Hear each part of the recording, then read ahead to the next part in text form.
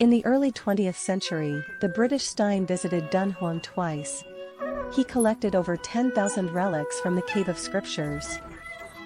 One such inconspicuous Dunhuang painting, kept in the British Museum, like other paintings is titled from the Lotus Mogao Buddha Caves.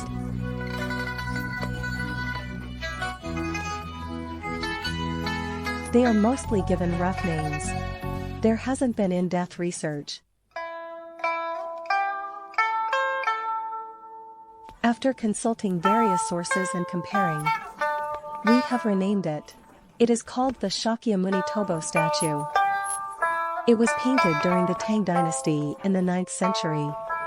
It not only symbolizes artistic value but also holds the emotions and memories of countless believers. We use murals to turn a painting once on paper into a wall art. You can bring this precious heritage into your home, redrawing every detail and every color. It's not just about restoring art, but also healing the soul. This is an artistic journey through time, bringing lost cultural symbols back home.